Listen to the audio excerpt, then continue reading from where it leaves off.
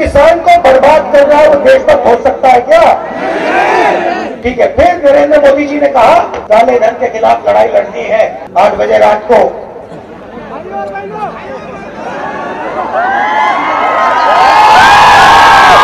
एक घंटा बचा है। 1 घंटे बाद उन्होंने कहा, टीवी पे आके कहा, भाई और बहनों, मैं 500 रुपए और 1000 रुपए का नोट रद्द करने जा रहा हूं। उस टाइम कहा था काले धन को मिटा दूंगा। अच्छा बताओ भैया, काला धन मिट गया क्या? 15 लाख रुपए मिल गए क्या? कांग्रेस पार्टी ये हमारे सब वरिष्ठ नेता, प्यारे कार्यकर्ता, भाइयों और बहनों, प्रेस के हमारे मित्रों, बच्चों, आप सबका यहाँ बहुत बहुत स्वागत, नमस्कार। आज 6 बजे सुबह से हम आपकी सड़कों पर चल रहे हैं। 7-8 घंटे हो गए और ऐसे ही हम 2 महीने से हिंदुस्तान की सड़कों पर चल रहे हैं। भारत जोड़ो यात्रा कन्याकुमारी में शुरू हुई और अब महाराष्ट्र विदर्भ से निकल रही है। 7-8 घंटे हम चलते हैं, आपकी बात सुनते हैं। जो भी आना चाहता है हम किसी को रोकते नहीं, चाहे वो किसान हो, मजदूर हो, छोटा व्यापारी हो, माता बहन, बच्चा युवा, जो भी हो, अगर हमसे बात करना चाहता है तो हम उसको बात करने देंगे, बात सुनते हैं। 7-8 घंटे हम महाराष्ट्र की आवाज सुनते हैं और अंत में आप देखना 15 मिनट, ज्यादा से ज्यादा 20 मिनट हम अपनी बात रखते हैं और आपसे बहुत सीखने को मिलता है। आमतौर से राजनेता आते हैं, हवाई जहाज से आते हैं, हेलीकॉप्टर से आते हैं, गाड़ी से आते हैं, 1-2 घंटा भाषण करते हैं, मन की बात रखते हैं।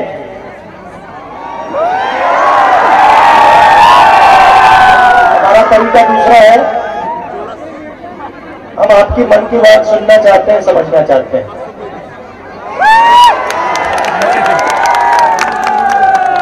तो सबसे पहले मैं आपका धन्यवाद करना चाहता हूं। देखिए 3500 किलोमीटर चलना, थोड़ा नीचे, 3500 किलोमीटर नहीं, मुझे दिखाई नहीं दे रहे थे। 3500 किलोमीटर चलना इतना आसान नहीं होता है, मगर दिन भर आप लोगों की शक्ति, आप लोगों का प्यार, आप लोगों का भरोसा अगर किसी भी व्यक्ति को मिले तो 3500 क्या वो 10, 15, 20 हजार किलोमीटर चल जाएगा। आप देखिए, मेरा चेहरा देखिए, या हमारे नेताओं का चेहरा देख लीजिए, सब मुस्कुरा रहे हैं। कोई थका तो नहीं लग रहा था? क्यों? क्योंकि हम अपनी शक्ति का प्रयोग नहीं कर रहे, हम आपकी शक्ति का प्रयोग कर रहे हैं। आपकी शक्ति हमारे को मदद कर रही है, आपकी शक्ति हमारे को श्रीनगर तक पहुंचाएगी। और ये हमारा जो तिरंगा है, दिनेश जी इसको लाइए सामने, इसको थोड़ा ऊपर दिखाओ। ये जो हमारा तिरंगा है, ये हमारे साथ कन्याकुमारी से श्रीनगर जाएगा और श्रीनगर में इसको भारत जोड़ो यात्रा लहराने का काम करेगा। और कोई भी शक्ति इस यात्रा को श्रीनगर से पहुंचने तक नहीं रोक सकती। तो आपका दिल से धन्यवाद करना चाहता हूं। कल सुबह यहीं से शुरू होगी, आ जाना, 2-3 किलोमीटर चल लेना और चलने के बाद 2 मिनट में मैं आपसे मिल लूंगा और जो कहना होगा कह लेना। तो इस यात्रा के पीछे जब हमने शुरू की, बीजेपी के नेताओं ने कहा इस यात्रा का क्या मतलब है।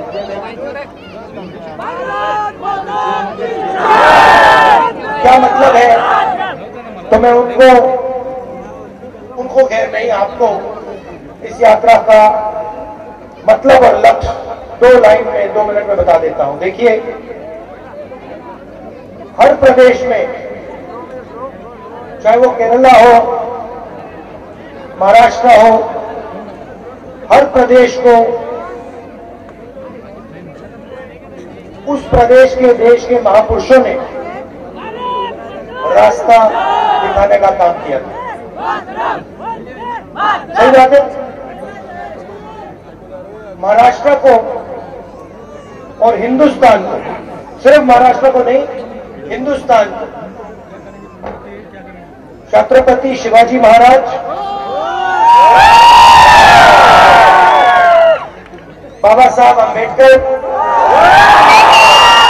महात्मा फूले, साहू जी महाराज, इन्होंने रास्ता दिखाने का काम किया था। सही। अब आप मुझे बताओ, इनमें से किसी ने नफरत फैलाने की बात की थी क्या? शिवाजी महाराज ने यह कहा था कि गरीबों को मारना है, कुचलना है? अंबेडकर जी ने, फूले जी ने, साहू महाराज जी ने, शिवाजी महाराज जी ने जोड़ने की बात की थी, भाईचारे की बात की थी, नफरत की बात तो नहीं की ना। तो यही इस यात्रा का लक्ष्य है। जो उन्होंने कहा, हम कोई नई चीज नहीं कह रहे हैं कि हमने कोई नई चीज सोच ली, हम कोई नई चीज नहीं कह रहे हैं। जो छत्रपति शिवाजी महाराज ने कहा वो ये यात्रा कर रही है। जो अंबेडकर जी ने कहा, अंबेडकर जी ने क्या कहा? अंबेडकर जी ने कहा, सबसे पहले क्या दिया अंबेडकर जी ने? संविधान जी दिया। और उन्होंने कहा, हर हिंदुस्तानी से कहा, संविधान की रक्षा करो। सही बात। यह यात्रा संविधान की रक्षा कर रही है। ये जो 3500 किलोमीटर हम चल रहे हैं, कॉन्स्टिट्यूशन की रक्षा करने के लिए हम चल रहे हैं।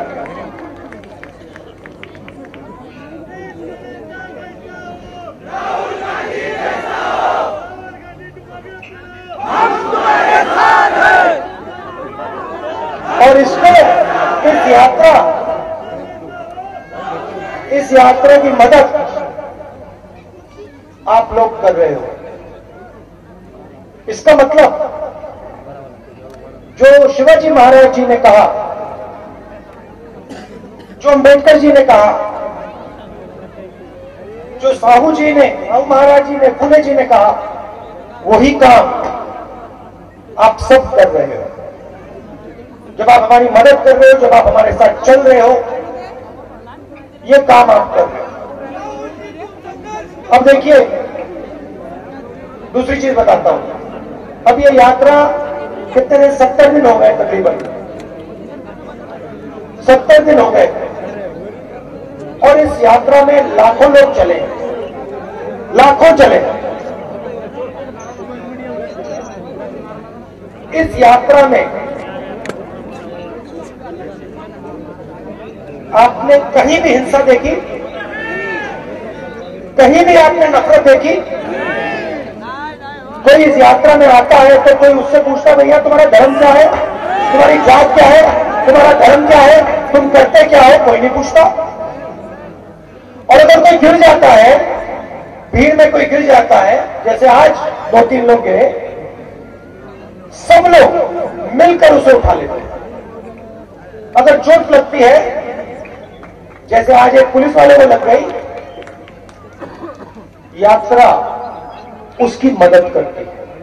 मतलब यात्रा किसी को पीछे नहीं छोड़ती,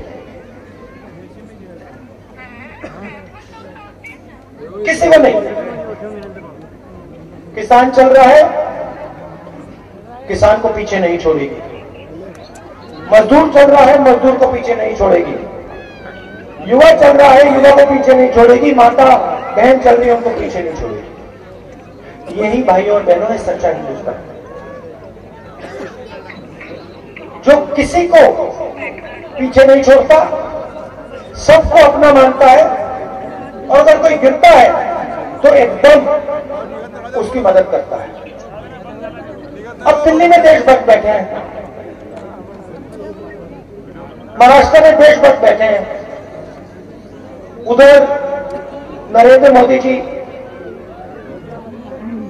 और इधर पता नहीं इनको कौन सी पार्टी का कहा जाए, क्या कहा जाए।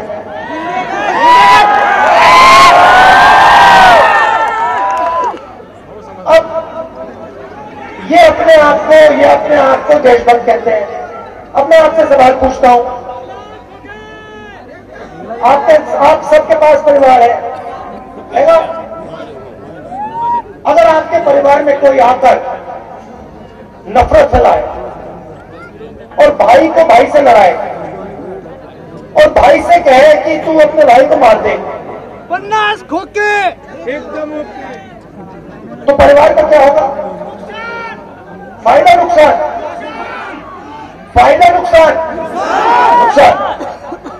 तो अगर परिवार को तोड़ने से परिवार का नुकसान होगा, परिवार में नफरत फैलाने से परिवार कमजोर होगा, भाई भाई को मारता है तो परिवार कमजोर होता है, तो फिर अगर भाई भाई को मारेगा,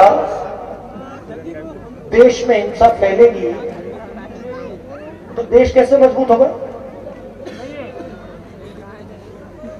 कमजोर होगा ना। अच्छा एक और बात बताओ, अगर परिवार में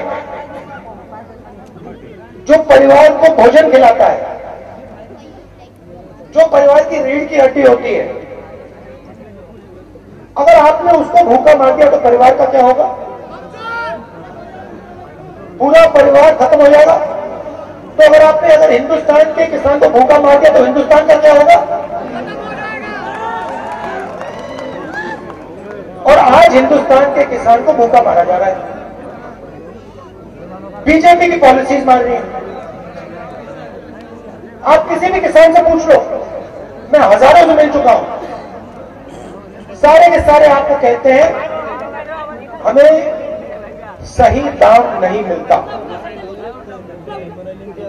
हम बीमा भरते हैं, अपना पैसा डालते हैं, आंधी आती है, तूफान आता है, खेत बर्बाद हो जाता है। हम कंपनी के पास जाते हैं, उनका फोन नंबर नहीं पता लगता, उनका एड्रेस नहीं है, आगे पीछे दौड़ते हैं, मगर बीमा का पैसा महाराष्ट्र और हिंदुस्तान के किसान को नहीं मिलता है।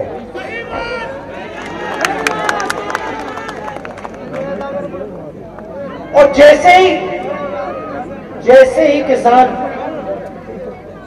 की फसल होती है, जैसे ही बेचने का टाइम आता है, वैसे ही हिंदुस्तान की सरकार एक्सपोर्ट इंपोर्ट पॉलिसी को बदल देती है और किसान का जो दाम होता है उसको गिरा देती है। ठीक है, और आगे चलते हैं। किसान को डीजल की जरूरत होती है, पेट्रोल की जरूरत होती है, गैस की जरूरत होती है खाना पकाने के लिए। गैस का क्या दाम था यूपीए के समय? 400 रुपए। आज क्या है? 1200। पेट्रोल का क्या दाम था? 60 रुपए। आज क्या है? डीजल का क्या था? आज क्या है? ये पैसा किसकी जेब से निकल रहा है? किसान के जेब से निकल रहा है। तो इनका पूरा पूरा लक्ष्य जो देश की रीढ़ की हड्डी है, देश को भोजन देता है, 24 घंटा काम करता है, सबसे पहला इनका लक्ष्य उसकी रीढ़ की हड्डी तोड़ने का है। उसको खत्म कर दो। फिर कहते हैं हम देशभक्त हैं। जो किसान को बर्बाद कर रहा है वो देशभक्त हो सकता है क्या? ठीक है। फिर नरेंद्र मोदी जी ने कहा काले धन के खिलाफ लड़ाई लड़नी है। 8 बजे रात को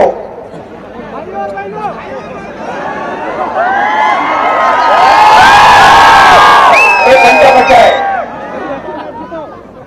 1 घंटे बाद उन्होंने कहा, टीवी पे आके कहा, भाई और बहनों, मैं 500 रुपए और 1000 रुपए का नोट रद्द करने जा रहा हूं। अब देखो, उस टाइम कहा था काले धन को मिटा दूंगा।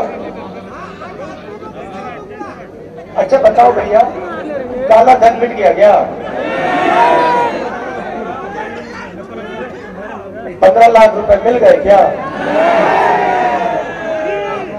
ये जो नोटबंदी की इन्होंने और ये जो गलत जीएसटी लागू की है, ये पॉलिसी नहीं है। मनरेगा पॉलिसी थी, भोजन का अधिकार पॉलिसी थी, ये पॉलिसी नहीं है। ये जो 2 कानून बनाए इन्होंने, ये जो हमारे छोटे व्यापारी हैं, जो स्मॉल और मीडियम साइज बिजनेस वाले हैं, इनको मारने के हथियार हैं। आप एक काम करना, मीटिंग के बाद जब आप चाय की दुकान में जाओगे, वहां पे आप पूछना, या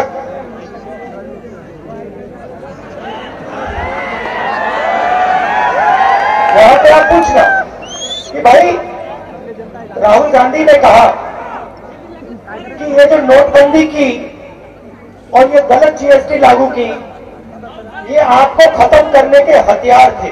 उससे पूछना, वो आपको जवाब दे देंगे। कोई भी दुकानदार, कोई भी छोटा बिजनेस जो चलाता हो, कोई भी मिडिल साइज बिजनेसमैन, उससे पूछ लो कि भैया ये पॉलिसी थी या ये हथियार थे, और वो सब के सब आपको बताएंगे ये हमें मारने के हथियार थे।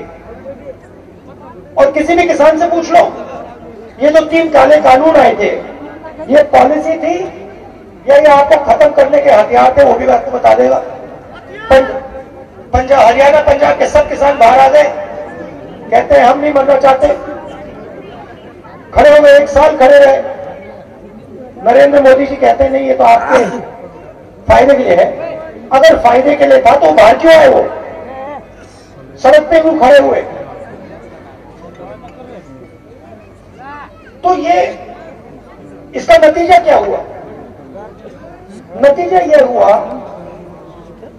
कि जो भी छोटे व्यापारी होते हैं, स्मॉल और मीडियम बिजनेस चलाने वाले लोग होते हैं, वो ही इस देश को रोजगार देते हैं। ये जो 2-3 अरबपति है ना, हाँ, ये रोजगार नहीं देते। रोजगार लाखों छोटे बिजनेस देते हैं।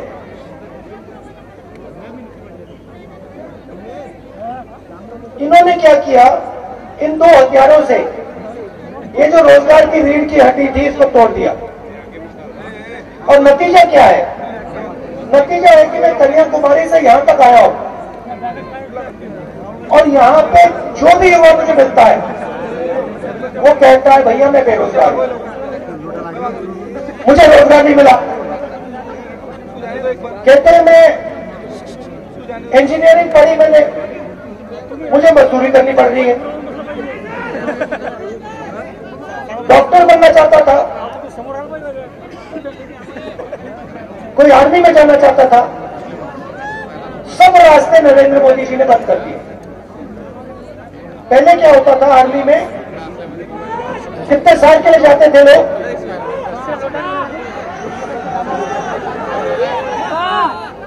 15। क्या होता था? 15 साल जाते थे, जॉब सिक्योरिटी मिलती थी, पूरी जिंदगी वो देश की रक्षा करते थे। उनकी ट्रेनिंग 15 साल की ट्रेनिंग होती थी। अब नरेंद्र मोदी जी ने क्या कहा? देश के युवाओं को कहा, भैया एक काम करो, 6 महीने की ट्रेनिंग लो और 4 साल आर्मी में काम करो, अग्निवीर हो जाओ और उसके बाद हमेशा के लिए बेरोजगार हो जाओ।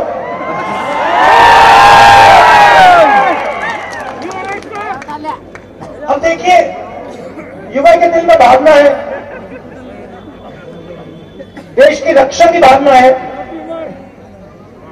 और आप उससे कह रहे हो कि 6 महीने ट्रेनिंग करो, 4 साल आर्मी में जाओ और फिर अपनी पूरी जिंदगी बेरोजगारी में काटो, और फिर कहते भाई हम तो देशभक्त हैं। अच्छा, मुझे एक बात बताओ, चाइना का सैनिक जो है वो 4 साल का अग्निवीर नहीं है, उसकी ट्रेनिंग 10, 15, 20 साल की है, और हमारे जवान को आप 4 साल की 6 महीने की ट्रेनिंग दे रहे हो। जब लड़ाई होगी उस साइड 10-15 साल की ट्रेनिंग और इस साइड 6 महीने की ट्रेनिंग, कैसी देशभक्ति है ये? इसका नतीजा आप सब समझ जाओ। तो जो भावना है हमारे युवाओं के दिल में, जो भावना है देशभक्ति की भावना है, उसका मजाक उड़ा रहे हैं, उसका अपमान कर रहे हैं और नाम अग्निवीर दे दिया। पहले क्या होता था? जो गरीब लोग थे, पिछड़े लोग थे, दलित, आदिवासी, उनके लिए रोजगार का एक और रास्ता था जिसको हम पब्लिक सेक्टर कहते हैं। BHEL, HAL, हिंदुस्तान रेलवेज, ये सब रोजगार के रास्ते थे। अब नरेंद्र मोदी जी की सरकार क्या कर रही है? इन सबको उन्हीं 2-3 लोगों के हवाले कर रही है। रेलवे को प्राइवेटाइज कर रहे हैं, BHEL को प्राइवेटाइज कर रहे हैं, तेल की कंपनी को प्राइवेटाइज कर रहे हैं, तो वो भी रास्ता बंद कर दिया। एक तरफ बेरोजगारी, दूसरी तरफ महंगाई, पेट्रोल के दाम बढ़ रहे हैं, डीजल के दाम बढ़ रहे हैं, गैस के दाम बढ़ रहे हैं, किसान को सही दाम नहीं मिलता, बेरोजगारी फैल रही है, और पूरा का पूरा फायदा 2-3 उद्योगपतियों को। उन्हें जो भी चाहिए मिल जाता है। भैया, भाइयों बहनों, किसान 50,000 रुपए का लोन लेने में मर जाता है।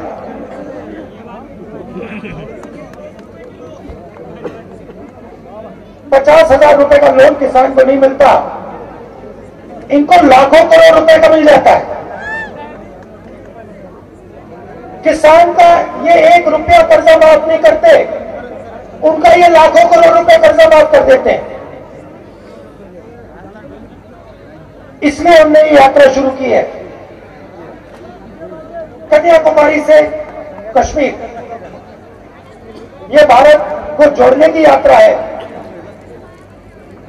हिंसा के खिलाफ यात्रा है, नफरत के खिलाफ यात्रा है, बेरोजगारी के खिलाफ यात्रा है, महंगाई के खिलाफ यात्रा है, और इस यात्रा को कोई नहीं रोक सकता। आपका अंत में धन्यवाद करना चाहता हूं। आपने अपनी पूरी मदद, पूरा दम, पूरा प्यार आपने हमारे को इस यात्रा में दिया। इसके लिए आप सबको दिल से धन्यवाद। आपने क्या बोला भैया? 24 में क्या? तुम्हारे साथ खड़े रहेंगे। 2024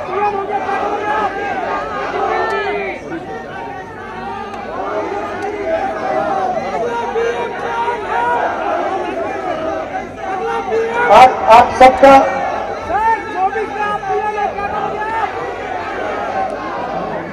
सबका दिल से बहुत बहुत धन्यवाद। नमस्कार, जय हिंद। एबीपी माझा, उघडा डोळे बघा नीट।